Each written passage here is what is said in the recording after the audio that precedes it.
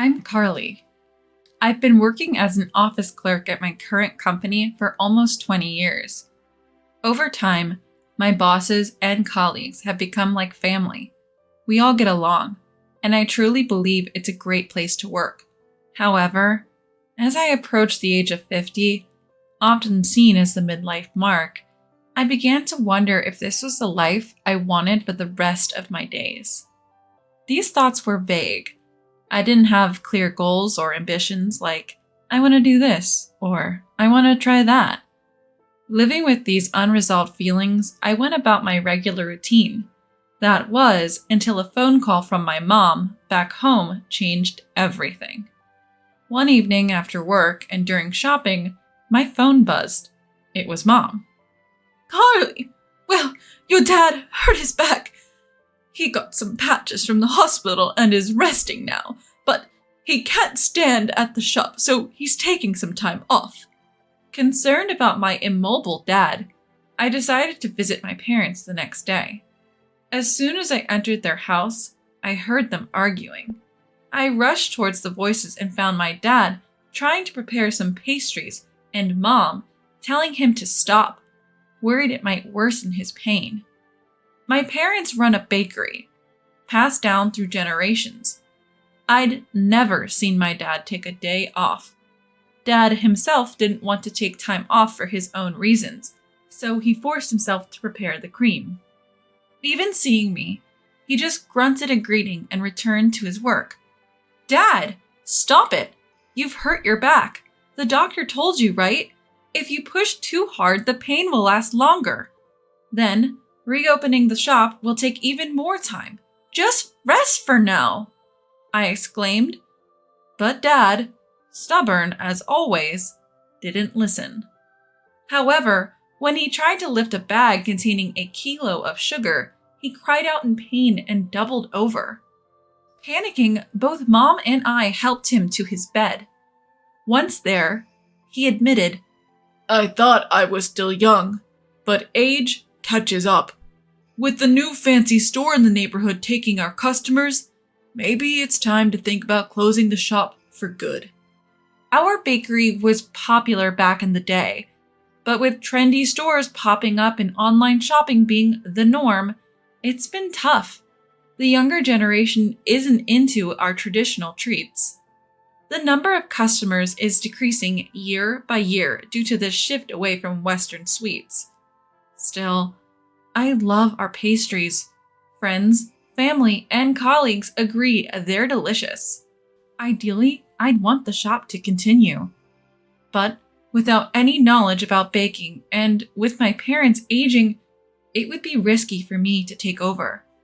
And I couldn't recklessly tell them to keep going. Dad must really want the shop to continue, but at that moment, I felt so powerless. Eventually, Dad's pain lingered for so long that he had to close the shop for about a month. Even when he resumed business, it seemed like he was still in pain as he worked. Seeing this, I wanted to help Dad. After discussing with my husband, Andy, I decided to assist in the family shop during my days off. At first, Andy was supportive, often telling me, "It's okay, go ahead." But as I began spending most of my weekends helping out at my family's place, Andy became resentful. Every time I got ready to leave, he would make snide remarks like, "You value your family more than your own husband," or, "Isn't it too late for that shop anyway? Aren't you just wasting your time?" Initially, I responded with understanding, saying, "I get it, I'm sorry."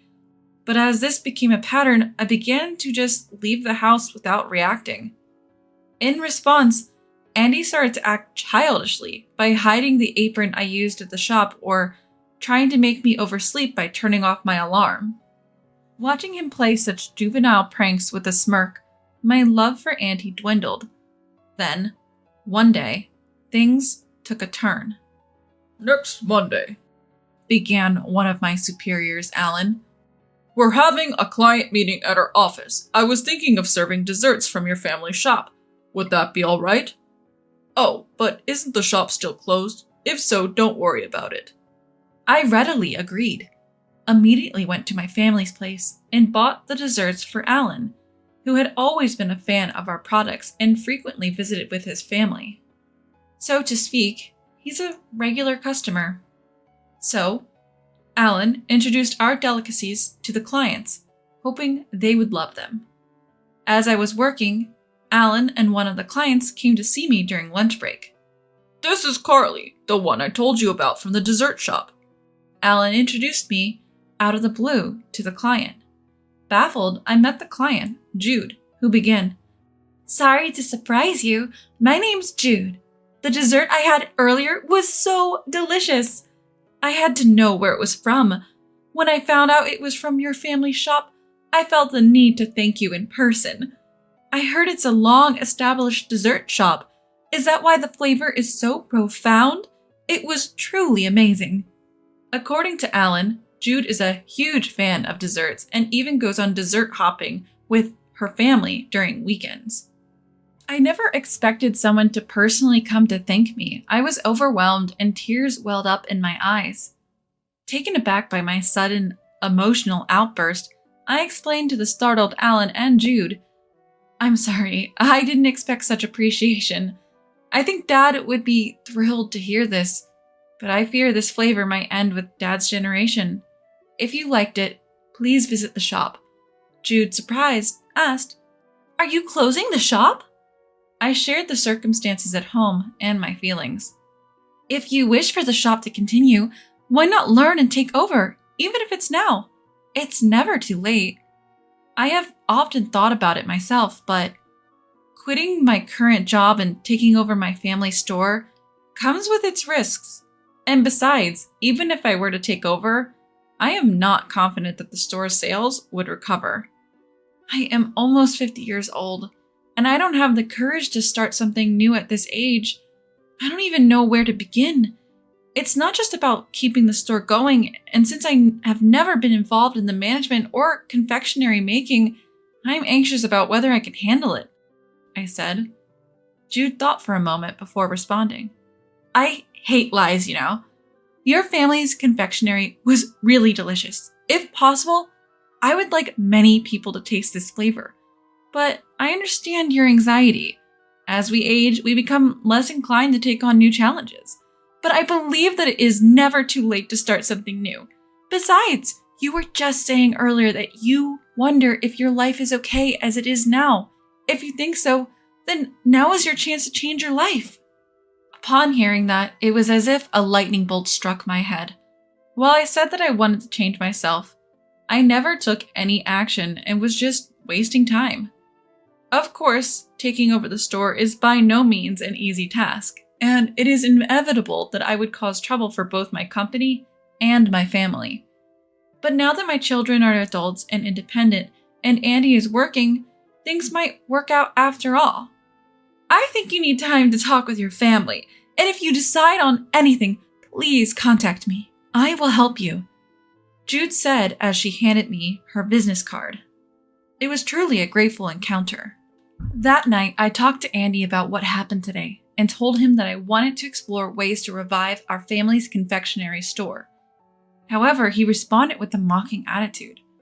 "No way, you must be joking. Or are you trying to scam someone? There's no way that old and dirty store will become popular again. Besides, recently you've been helping out as an excuse to neglect household chores. You should just give up and close the store gracefully, and you should just do the housework like you're supposed to," he said, laughing at the serious concerns I had confided in him. You may think that our store is old and about to go out of business, but there are people who like our store's tastes and are willing to support us, so I think there is still a chance. And if I don't do anything now, I will regret it for the rest of my life. I know I'm being selfish, but our children are independent now, and it looks like I'll be able to receive early retirement pay, so I should be able to get by for a while. And when I'm not around, you can just do the housework," I said. Andy's face clearly showed his displeasure as he said, "Huh? I married you because you could handle both work and housework, and now you're suddenly quitting your job to take over the store and neglecting housework? That's a breach of contract. And besides, if it were a young and beautiful female president, it would be newsworthy, but a nearly 50-year-old woman standing in the store won't work.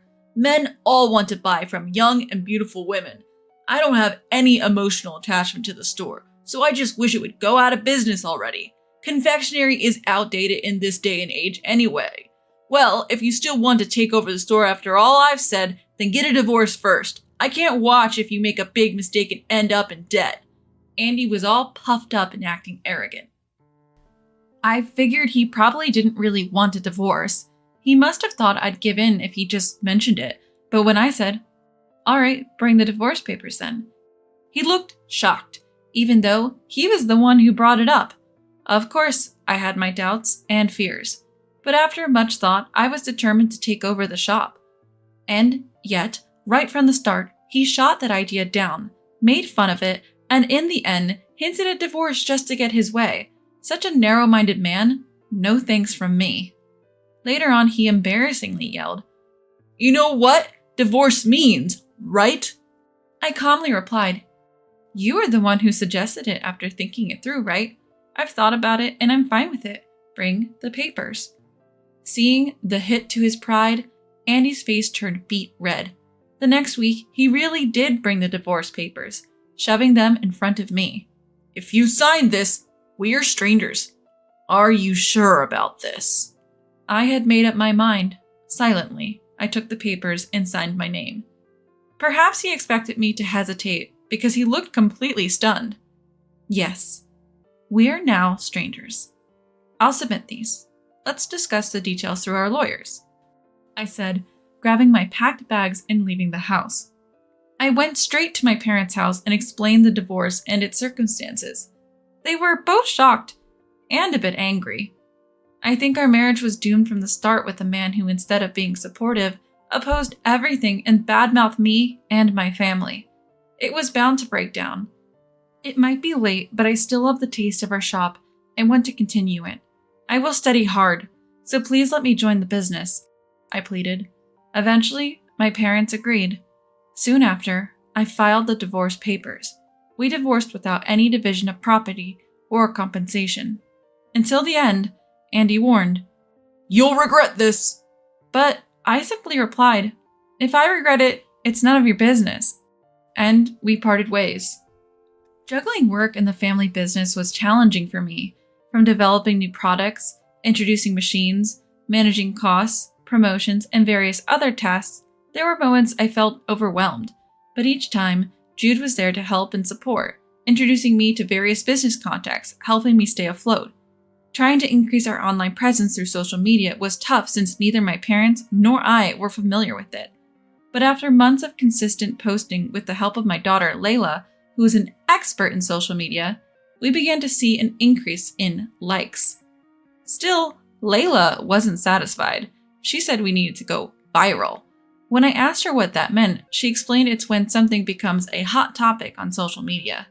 Wondering what could possibly make us go viral, I tried sharing our daily life, like preparing pastries and uploading videos of Mom reviewing them. While we did get likes, we were far from going viral, and I realized how hard it is to suddenly become a sensation. One day, while I was busy with office work, I got a call from Layla. I called her back during my break, and an excited Layla said, "Hey, Mom, the video of Grandpa the other day went super viral." Confused, I asked, "What do you mean?" It turns out a video of Dad interacting with a neighborhood dog was getting a lot of attention. People found the interaction between grandfather and the dog endearing, saying not only was the dog cute, but the joyful grandfather was even cuter. I never imagined he'd become famous this way, but thanks to that video, we started to attract younger customers, and Layla, sensing an opportunity, uploaded a short video of her dancing with Dad, which also became a hit. Our shop became more famous for Dad than our pastries, and we started to see customers occasionally asking for a photo with him. Later, we introduced adorable pastries themed around animals and plants, seasonal limited edition pastries, and even low-sugar options for health-conscious folks. As a result, our sales gradually but surely increased. When business started to pick up, I left my office job to focus solely on the bakery, actively participating in its management and pastry making. While I couldn't match the expertise of my skilled parents, I was genuinely happy to work alongside them in the shop. We also started mail order service, leading to orders from distant places. During busy times, even my children would help out, and our business quickly grew. Dad, initially resistant to new things, was overjoyed by the result. The last time the shop was this lively was when my own father was still alive. Carly, Layla, thank you so much. We're truly blessed to have such wonderful daughters and grandchildren, he said, bringing me to the brink of tears. After that, a local TV station found us through social media and offered to do a feature on us. We were also featured in a popular national magazine as the shop to watch. As a result, more and more customers started coming in, and just when things were starting to pick up, an incident occurred. It happened when I was tidying up the store to get ready for closing. About 15 minutes before closing time, a man rushed in shouting, "Is Carly here?" That voice sounded familiar. I thought, could it be? And braced myself, only to see Andy saying, "Carly, how have you been? Saw you on TV the other day. Seems like you're making good money now. Man, I'm so proud." "What do you want?" I responded coldly, feeling uneasy. Andy then tried to lighten the mood. "You still mad about what I said back then? It was just a joke, right? But okay, I admit, I said it wrong. How about we forget about it and start over? I'll be your successor and help with the business. Sounds good?" I refused immediately, shocked at his proposal. What are you talking about? Why would I ever want that? You hurt me deeply back then, when I was truly struggling, and even suggested divorce. I'd never marry someone as petty as you, not even for all the money in the world. You said I'd regret my decision, but I don't. In fact, I'm better off without you. Plus, taking credit for your ex-wife's success is just pathetic. Let me make this clear. There's no way we're getting back together, and absolutely no chance. Now get out and never show your face in my shop again, I shouted, chasing him out with the broom. Andy, clearly not expecting to be thrown out, left yelling, "You'll regret this!" A few days after Andy's visit, there was an increase in false comments on our shop's social media. Accusations like, "This place used expired ingredients in their cakes," and "Their kitchen is filthy and infested with cockroaches. They serve desserts made in such conditions." Layla would always refute these claims, but then they'd quote her and make even nastier comments. Despite reporting these accounts, they'd come back using different profiles. Eventually, I decided to consult a lawyer. After some digging, we identified the culprit behind the false claims. As you might have guessed, it was Andy. Through our lawyer, we informed Andy that we were aware of his actions. We warned him that any further slander would result in legal action. Subsequently, Andy deleted all his social media accounts and stopped making any comments. You'd think that was the end of it, but there was more to come. Though Andy stopped making negative comments on our shop's SNS, he apparently created fake accounts to continue his vendetta. Layla discovered this and showed it to me. Do you think this could be Dad? That's how we found out. There were posts bad-mouthing someone without naming names, but clearly referring to me. Among those posts was a melodramatic one saying, "Where did I go wrong in life?" It gave me the chills to think that a man nearing 60 would do something so petty. Layla captured screenshots of Andy's social media account and shared them. She then explained the baseless claims made by the individual, and our loyal customers rallied behind us. Making unfounded claims about unsanitary practices won't gain anyone's trust. After a while, Andy's fake account faced a social media backlash, and in panic, Andy deleted that account. However, someone managed to extract personal information from Andy's social media account, and astonishingly, the phone number of the company where Andy worked leaked out. The company then started receiving silent calls and prank calls making fun of Andy. Naturally, the company got wind of how this all started. While younger employees who use social media were buzzing about it, the senior executives, angry about the company being identified, were quite stern with Andy. Even if Andy wanted to switch jobs, it would be tough due to his age, and now he's treated like a pariah by his colleagues. You may wonder how I know all this. Well, a few days ago, Andy called me crying, shared the details, and in his usual self-centered manner, asked me to help him save face. Honestly, I keep regretting why I ever fell in love and married such a man. Of course, I declined all of Andy's requests and blocked his number. Now, What design should I go with for the new product? I pondered, trying to put thoughts of Andy behind me.